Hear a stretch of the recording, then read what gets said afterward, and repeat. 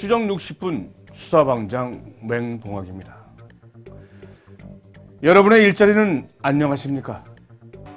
10수년간 일해오던 직장에서 갑작스러운 해고 통보를 받았다면 어떻게 하시겠습니까?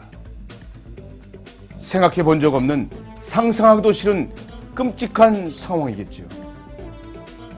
눈앞이 하얘진다는 표현으로는 당사자들의 절망감을 충분히 나타내지는 못할 것입니다. 여기 사람이 있습니다. 직장으로 돌아가기 위해 죽을 각오로 싸웠던 사람들이 있습니다. 그리고 기나긴 좌절의 끝에 죽음을 택해야 했던 사람들이 있습니다.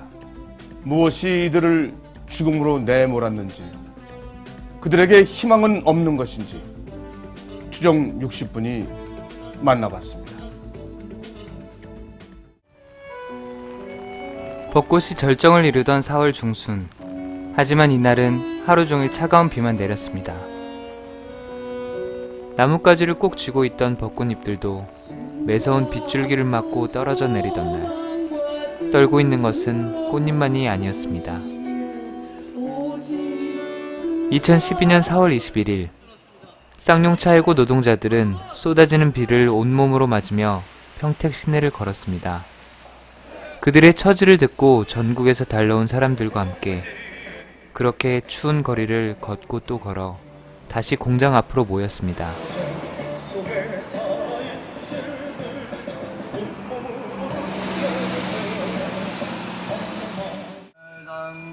대규모 정리해고의 상징이자 22명 노동자와 그 가족들을 고인으로 만든 쌍용차에서는 지금 무슨 일이 일어나고 있는 걸까요?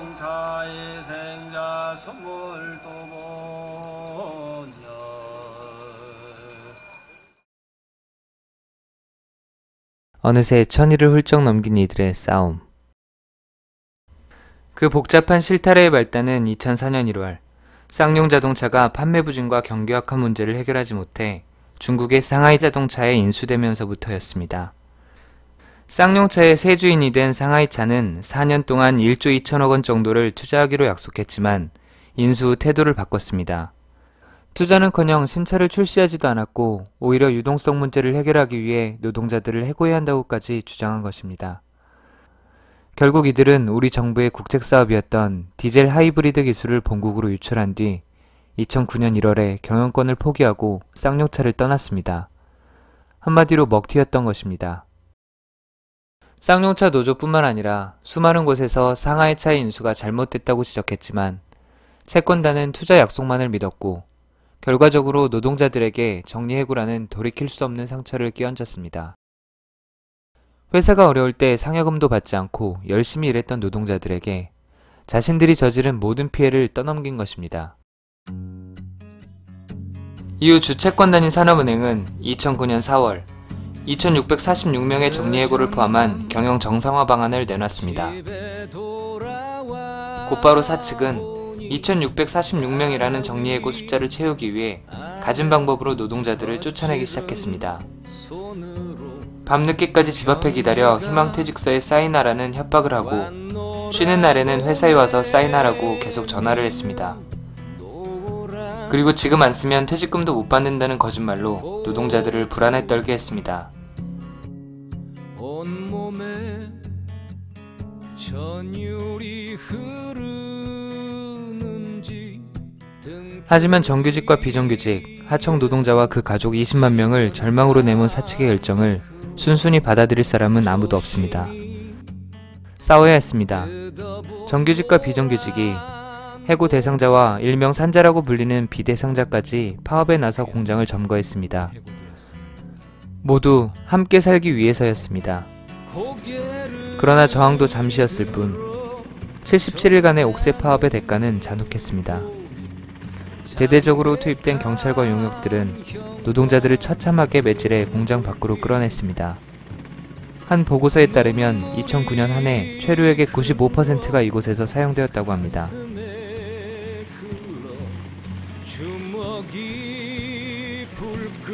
자본가에게 공장은 이윤을 창출하는 대상이지만 노동자들에게는 삶 자체이자 살아있는 희망입니다. 다시 돌아가서 일을 할 수 있다면 그들에게는 목숨을 걸고서라도 싸워야 할 이유가 있었습니다. 평생 일할 것으로 믿어 의심치 않았던 내 일터에서 벌어진 아픔. 그것이 최루에게 짓무른 상처보다 그들을 더 쓰라리게 했습니다.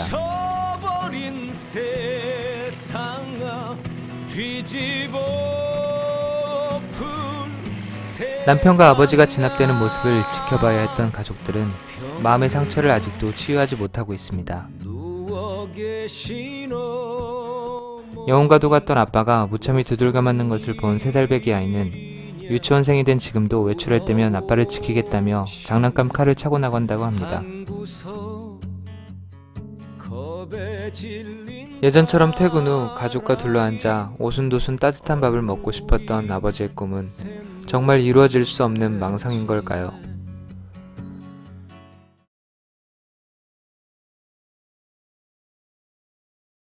한때 정리해고 2646명을 어떤 근거로 정한 것인지 논란이 있었습니다. 쌍용차는 회계법인을 고용해 정확한 근거로 정했다고 주장했지만 회계법인은 쌍용차에서 준 자료를 바탕으로 만든 것뿐이라고 말했습니다. 그래서 쌍용차 조합원은 정리해고 숫자는 근거가 없는 것이라고 믿게 되었습니다.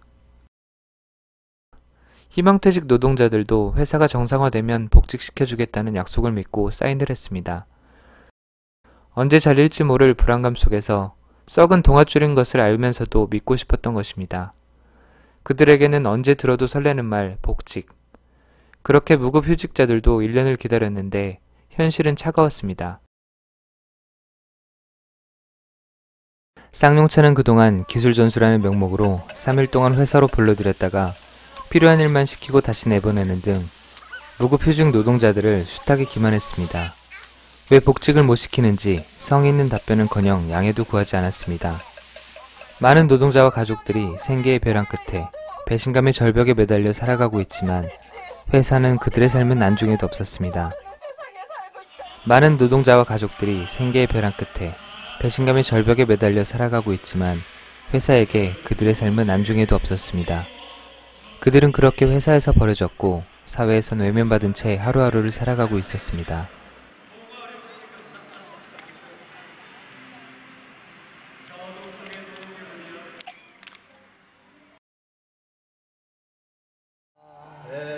사람들은 묻습니다.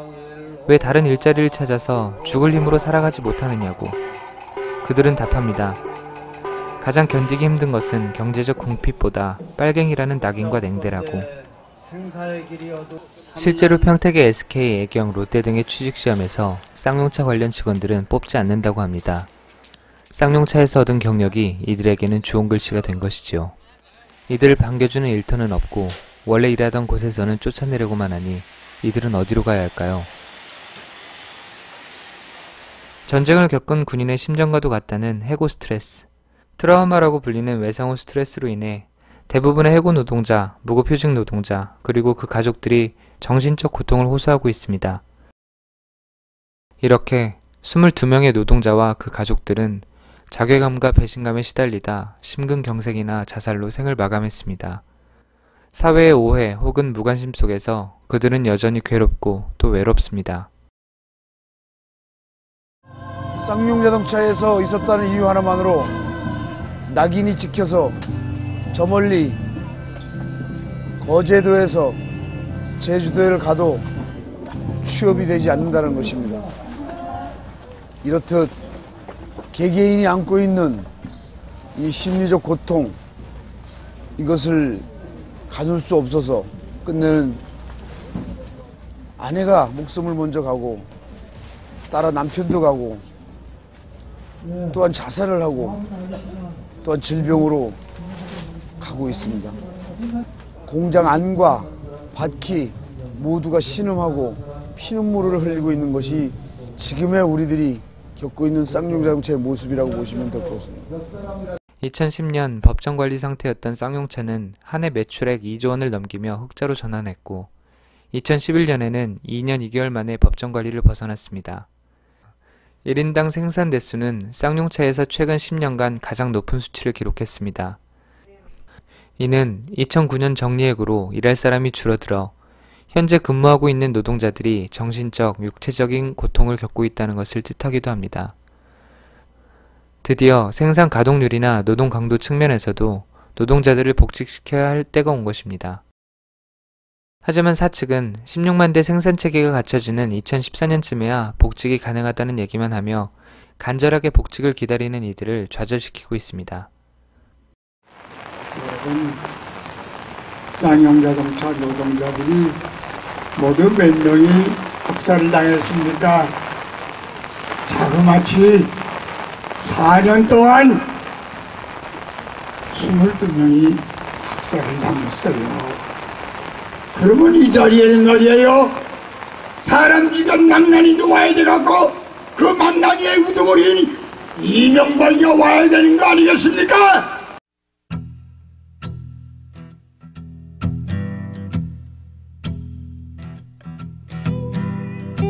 저것은 벽, 어쩔 수 없는 벽이라고 우리가 느낄 때 지금 서울의 대한문 앞에서는 매일 저녁 7시에 쌍용차 22번째 죽음을 추모하는 집회가 열리고 있습니다. 해고된 노동자들은 쌍용차 공장 앞에서 매일 출근투쟁과 집회를 개최하고 전국을 돌며 관심과 연대를 호소하고 있습니다. 그리고 일주일에 한 번씩 전국 동시다발 1인 시위, 쌍용 자동차 영업소 1인 시위를 진행하고 있습니다. 오는 5월 25일에는 쌍용차 정문 앞에서 대규모 집회도 열립니다. 현실이 어렵다고 해서 이들은 자포자기하지 않습니다. 가야 할 길이 분명하기 때문입니다. 적어도 도대체 언제쯤이나 사람들이 안 죽어나갈까? 하나하나 다 모여서 이렇게 힘을, 지금 연대의 힘을 마련을 하고 있는 거거든요. 그래서 이렇게 연대를 하다 보면 그런 힘들이 생겨서 그분들한테 도움이 되지 않을까. 더 이상 죽음으로 더 내몰 수는 없지 않게끔 저희가 희망을 좀 줘야 되는데, 그래서 저희 이렇게 만들고 있는 거예요. 노동자의 죽음 앞에서 희망을 이야기하는 것은 참 어려운 일입니다. 노동 유연화라는 허울 좋은 말 속에 정리해고를 정당화하는 정부와 자본이 있는단 말이죠. 하지만 세계적으로도 유례없는 대규모 정리해고의 상징이 된 그들은 오늘도 걸어갑니다. 거짓과 싸우고 희망과 어깨 걸며 쉼없이 가야 할 길을 걸어갑니다.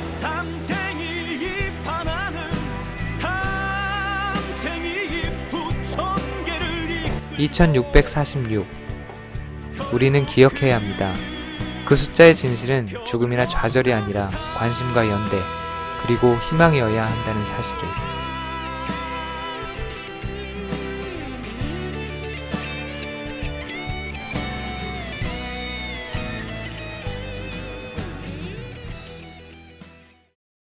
지금 방금 이제 청와대 갔다 왔어요.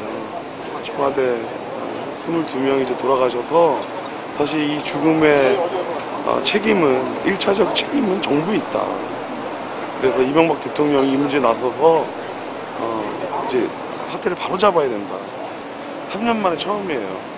청와대 사람들을, 물론 저희 조합원들이나 집장님 만나신 건 아니지만 저희들 문제를 가지고 청와대 아주 말단 직원이라도 만난 건 처음이고, 실제로 답변을 일주일 뒤에 주겠다는 약속한 것도 처음이에요.